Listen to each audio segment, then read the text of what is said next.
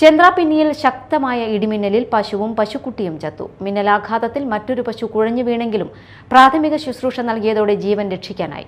25 വർഷത്തിലേറെയായി ക്ഷീരകൃഷിയെ ആശ്രയിച്ച് ജീവിക്കുന്ന കുടുംബത്തിന് വലിയ സാമ്പത്തിക നഷ്ടമാണ് ദുരന്തം ഉണ്ടാക്കിയിരിക്കുന്നത്.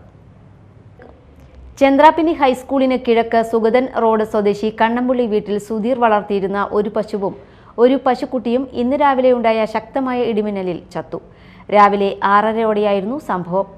പാൽ കറക്കുന്നതിനായി തൊഴുത്തിൽ നിന്ന് പശുക്കളെ പുറത്തിറക്കി വീട്ടുമുറ്റത്ത് കെട്ടിയതിന് തൊട്ടു പിന്നാലെയാണ് പ്രദേശത്ത് ശക്തമായ ഇടിമിന്നൽ ഉണ്ടായത്.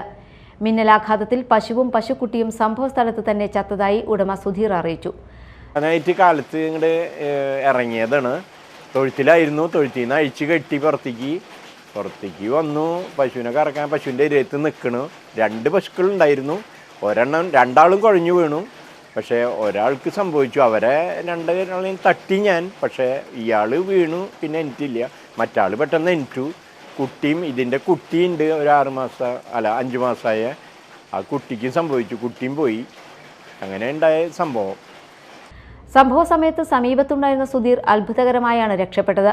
മറ്റൊരു പശുവും മിന്നലാഘാതത്തെ തുടർന്ന് കുഴഞ്ഞു വീണെങ്കിലും പ്രാഥമിക ശുശ്രൂഷ നൽകിയതോടെ ജീവൻ രക്ഷിക്കാനായി.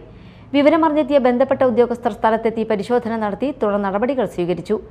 ഏകദേശം 25 വർഷമായി പശു വളർത്തൽ മേഖലയിലുള്ള സുധീറിന്റെ പ്രധാന ഉപജീവന മാർഗങ്ങളിലൊന്നാണ് ക്ഷീരകൃഷി.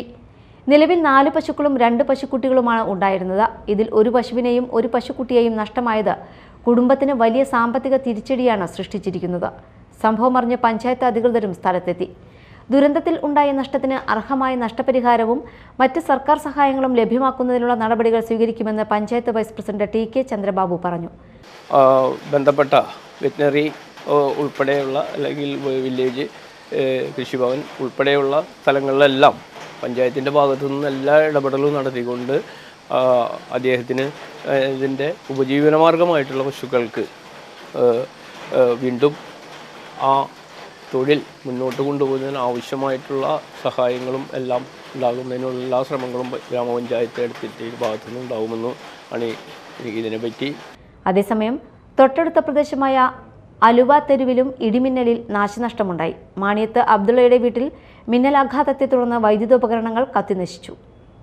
Media time, Kaipamangalam.